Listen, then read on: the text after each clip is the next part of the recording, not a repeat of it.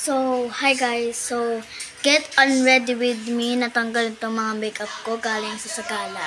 So, ito yung sinuot ko guys. Sobrang colorful. Ano siya? Kulay purple alangan. At meron din lang kulay purple sa akin yung mga nails. Pati sa paa. Wait lang. Yan guys, oh.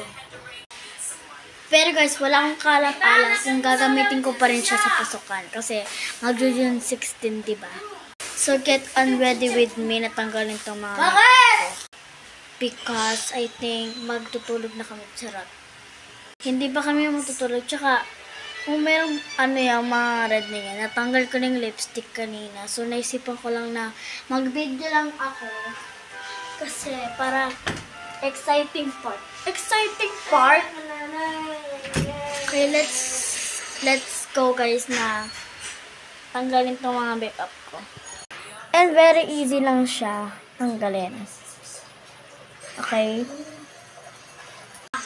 Yan, guys. So, very OA na. Okay. And blush on ko, tatanggalin ko na siya. Hindi blush on, blush off. Blush off ang tawag. Saan natin pitched? Anak pa eh, Rintan, natuloy. Lalagyan natin sa live para tayo may painom bukas. Ha? Ano yan? Nasali pa ako bukas. Team naman daw ay Angel. Ito nyo ba? Ayun! Merong dyan, pula. Kasi blush on, diba? Pabayaan nyo na lang. Pabayaan nyo na lang.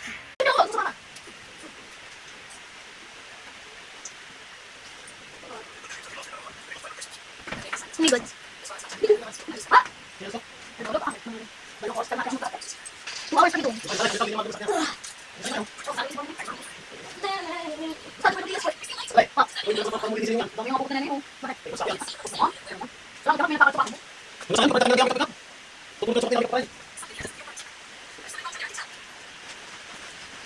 Dito naman sa kilay. Kilay. Apa, wait lang.